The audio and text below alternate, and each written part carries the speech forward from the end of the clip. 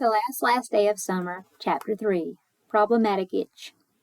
The portal the stranger had come through blinked away, leaving undisturbed air and sky in its place. Otto and she eyed the space it had occupied. They understood portals were doors, and the stranger was now on their side.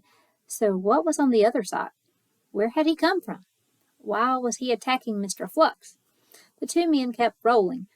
Broken blades of grass clung to their clothes like green lint. The stranger drew back his left fist to punch Mr. Flux, and a silver band on his ring finger gleamed. Otto lurched forward, intending to break up the fight, but she gripped his arm hard. "No, Otto, look!"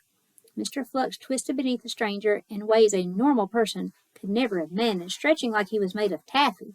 He dodged the punch easily by bending his neck into a sideways U-shape, then coiled his leg around the stranger's waist the way she'd wrapped licorice around his pinky before eating it. "Boys," the stranger said, his voice strained as he fended off Mr. Flux's weirdly bendy limbs. "Get back to the house. I got this." "Got what?" At first, Otto had thought Mr. Flux was the weaker man in this fight. Now he didn't think Mr. Flux was a man at all. Otto grabbed his backpack from the grass and retrieved the camera, looping the strap over his neck, the gift he'd been so eager to take. If Mr. Flux wasn't really a man, was his present really a camera? Otto's feet felt rooted to the ground, so it was a good thing Sheed was there to scream directly into his face and yank him off Harkness Hill. Maneuver number one. Maneuver number one meant run. They got back to Grandma's house in no time, gasping and winded. Not from the run, their typical speed was sprint. They rarely got tired, but from the weird. What was all that about? They rushed through the screen door, or tried to. Otto tugged the handle first, and it didn't budge. Strange, Grandma never locked this door. She'd said, "I told you to start doing push-ups." He grabbed the handle along with Otto. The door shimmered when they pulled together, a vibration that traveled all the way up their arms. Then it opened so suddenly with an unsticking feel, like tearing loose a strip of silent Velcro. Not thinking much of it, they ran inside. Neither of them kept the door from banging shut behind them, so both tensed for Grandma's inevitable, "Y'all know better than to be slamming doors in my house." Except it didn't come. She got worried. Otto, too. He yelled, "Grandma!" They were breathing too loud, and their pulses thumped in their ears, so Grandma's response was hard to hear. It wasn't the yelling they'd expected, and often deserved, but her calm, soothing voice. What they'd come to think of as the bad news voice. "Boys, come in the kitchen and try not to panic. All right now?" "Grandma?" she called, nervous as he turned the corner. She stood still at the stove with her back to them like she always did when making her banging macaroni and cheese, and also banging but in a lesser way collard greens. Usually, when she cooked, the food had the house smelling some kind of good, and they'd scheme ways to get an early spoonful of banana pudding or sneak a slice of sweet potato pie.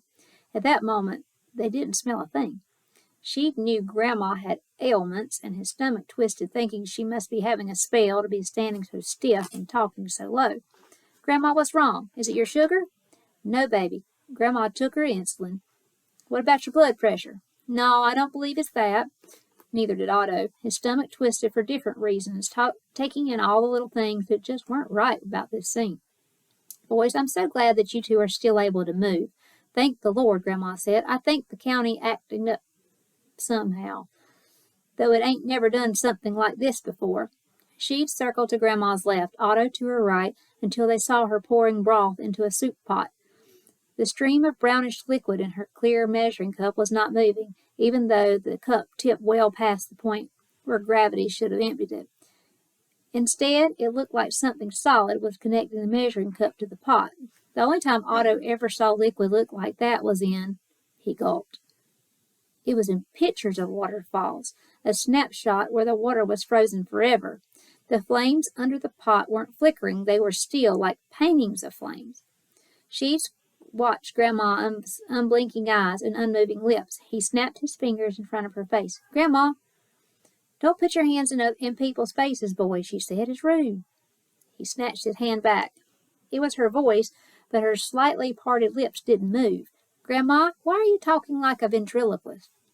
The sound of the word ventriloquist sent an additional shiver down Otto's spine. Bad memories of their ninth adventure that summer when they took down the dastardly dummy of Dinos. But she was right. Grandma spoke like she was throwing her voice. It appeared that was the only way she could speak. She'd asked Otto, "What's happening here?" Otto could only think of the camera dangling from his neck. He removed his pad from his back pocket, scribbled some thoughts. Otto's Legendary Log, Volume 19, Entry Number 34. Today was normal as days could be in Logan County, until Mr. Flux and the stranger showed up. The stranger was very clear we weren't to take any more pictures, but didn't explain why. Now Grandma can't move. Deduction? This can't be coincidence, but how does it all relate? Otto said, I have a hunch, but we should go into town to confirm. She'd said, shouldn't we do something about Grandma? Something like what? Ventriloquist Grandma said, alarmed. They tried tipping her backwards, Otto pushing, she catching. It was like trying to push down a tree. They each grabbed an arm and tried to lift her. They'd had better luck lifting the house. She's really stuck, said she, sweating from the strain. Can we move anything? Otto thought about the way the screen door had been stuck, then unstuck when they first arrived home. Let's find out. He tried sliding one of the chairs from beneath the kitchen table. At first it wouldn't budge, but slowly it gave, like coming loose from strong glue. Otto continued the experiment. He could pick up forks, spoons, and knives easily. When he tried his Frosty Loop cereal, it was tough for a second or two, but eventually peeled away from the counter. She'd struggle with the refrigerator door, but got it after a few good yanks. Cabinets opened fine with a little extra tug, and they could lift Grandma's biggest, heaviest pot from beneath the counter when they worked together. They sat on the floor, panting from the effort. Otto scribbled, Entry number 35. Small things, easy to move.